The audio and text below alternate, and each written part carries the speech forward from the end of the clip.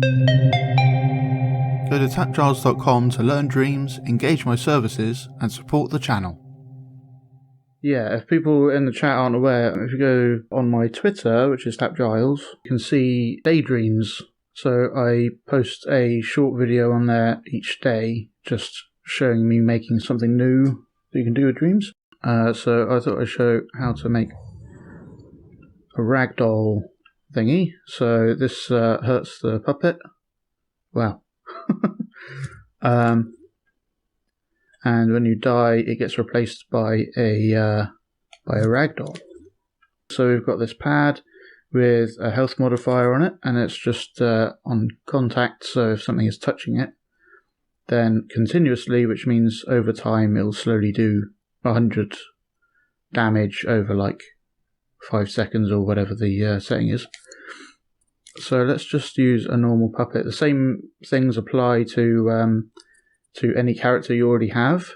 The same kind of techniques. So I'll bring in a regular puppet. Obviously you want it to look like this, and then it will.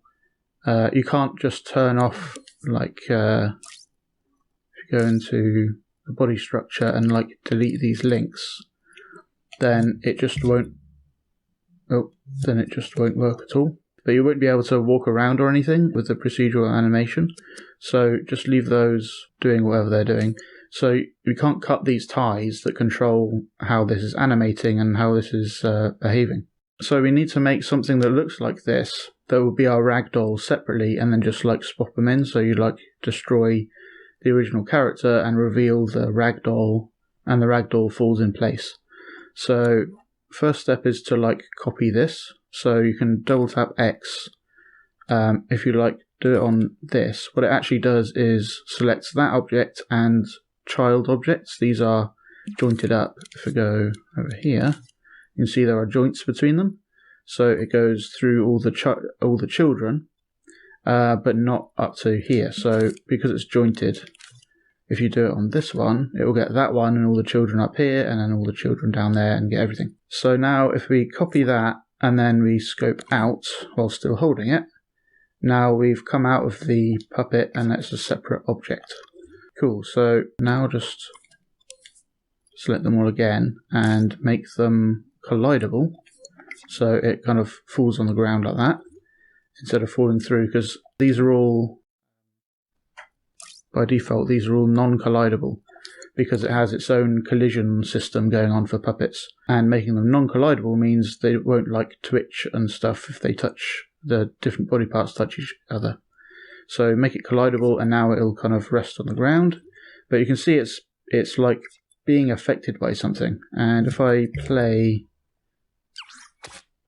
and move around, you can see spooky action at a distance. And you can see it's trying to kind of match the pose of the of this running pose, and if I like jump, it's trying to, whoa, and it's kind of zooming over to some random point, and it's all behaving very strangely. That's because it has keyframes in here in the poses. So you've got this pose, yeah, so you can see it's affecting both of them, and the idle pose doesn't seem to do anything, and then there's jump poses, and you can see it's actually affecting both of them. But you don't want it to affect the ragdoll at all, otherwise it will go really weird. The reason these still affect the copy is because we copied just the object, so the old keyframe affects the new copy. And if we just copied the keyframe, the new keyframe affects the old copy, the old original object. But if we copy both of them at the same time, like that, now this keyframe, the old keyframe affects the old object, and the new keyframe affects the new object, but they don't affect each other. And that's what we want. And now we can just delete this stuff and it won't be affected by any of these keyframes. So now we can scope in and copy it out, and we'll group it up, and we can delete that puppet object because all we want is this to flop around. Cool, so let's just make those collidable again. Falls in a heap on the floor, and if we run around, it's not affected by those keyframes and zooming around the place. So next part is, we want it to, when this one dies, we want to kind of animate it in such a way that this one will match it perfectly when it gets swapped over. So for that, I'll just have a keyframe, and I'm just going to, for simplicity, I'm just going to have it like keel forwards, and we'll have this affect the ragdoll as well. So we want it to crouch down, but because when it's a puppet, it knows that these are the feet. So it kind of helps you out by when you move the pelvis, it automatically adds a positional recording for where these feet were. But it doesn't do that in here, so let's just tap the feet on that. And then move that down. And for some reason there's some sort of bug going on where tilting this forwards doesn't tilt the rest of it. I'm not entirely sure what's going on there. But if you select that and double tap on here, that selects all the children, as we talked about before. And now we can tilt that forwards. So this won't be perfect, but if you're doing this for real, you can take your time and make sure they're as accurate as possible. Cool, so now we have this keyframe and both of them kind of lean forwards. Cool, so we want to kind of activate a animation so that this doesn't just suddenly pop into this pose. So let's have a timeline. And then we'll add another keyframe and a blend with L1 and X. And now when you play, they'll both lean forwards. But you can see this one kind of pops back to its... so when this timeline ends, you can watch the one on the right. It pops back to standing up. And this is doing the same, but then because its positions and stuff aren't affected by this keyframe, it goes back to being movable and then it just flops about. So it kind of suddenly pops up and then spins and stuff. That's not what we want. We want it to just stay there. So if we turn on keep changes, there you go. So this one actually, because of how the keep changes actually works, this one gets to the pose a lot quicker than the puppet. But as we won't be able to see the ragdoll until later anyway, that's completely fine. So they both end up in the same pose, and then that one just drops. Cool, so if I put the ragdoll just over like that, just turn that off, then they'll both end up in the same place and then flop down. But we don't want the ragdoll to collide with this while it's doing that. So what I'll do is make it not collide with anything. So I'm tweaking the group and turning off all of this, because you could do it, you could like scope in and select all of them and turn off collidable. But if you have a more complex character, these might not be just sculpts all on the top level. They might be like a group with the head and the eyeballs and the hair and all this kind of stuff. And you'd have to do that for every single sculpt. So it's not quite as efficient to turn off all the collides with labels, like from a performance standpoint, but it's a lot quicker.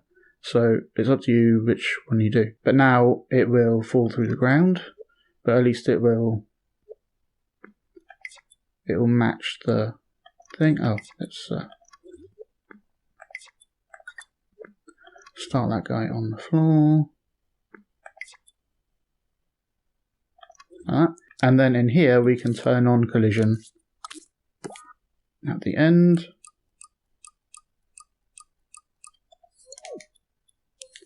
With keep changes.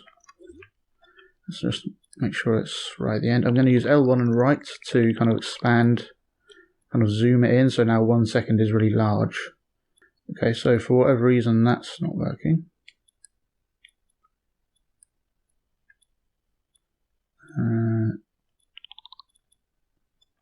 Cool, let's see if this ragdoll works now.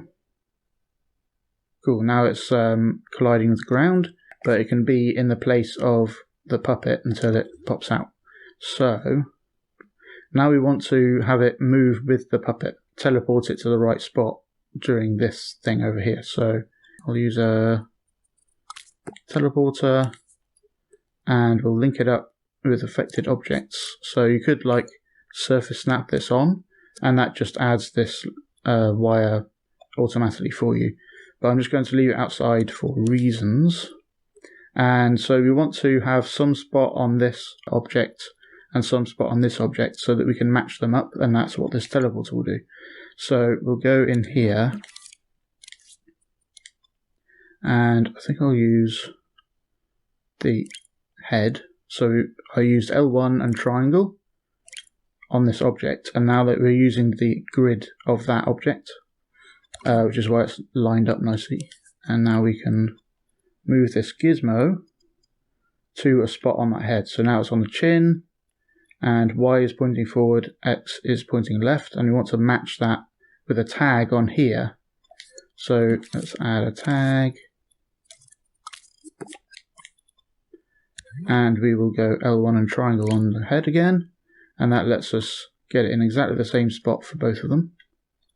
Y is pointing forward, X is pointing left, and if we have them both tweaked like this, then we can see they're both oriented the same way with those axes.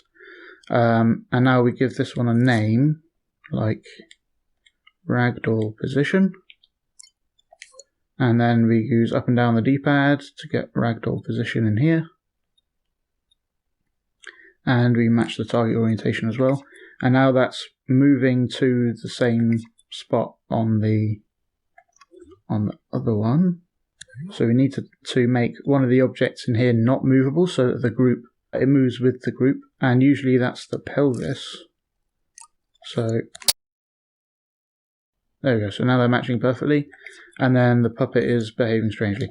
We just want that to work like towards the end here maybe. Cool, so now if we play that timeline, it teleports into place at the right time. And finally we want to hide or destroy this actual puppet. So let's go to a destroyer and put that right at the end. Cool, right, so now when this, because the pelvis is no longer movable, it's not falling to the ground. So if we make the whole group movable, then the whole group will fall to the ground with the pelvis and all that kind of stuff. There you go. Right, so ideally we want that to be just powered off actually, so that it doesn't even have to worry about all the connectors and stuff going on in here until right at the end here. So now we'll put another keyframe and make that keep changes, and that will, we can turn off preview invisibility, or turn it on so that we can't see it until it pops out. There we go. Cool. So when do we actually want to activate this? I'm going to make that animation quicker, by the way. We want to animate that when we have no health. So we'll do that, and we'll put it into once mode. And instead of activating the death of the controller sensor and all that, we'll remove those and just power this animation. So nothing will happen until we actually die. So let's go onto that death pad. Hey, and it just falls into a ragdoll. Thanks for watching. I hope you learned something interesting. Go to patreon.com/TAPgiles to learn something new every day.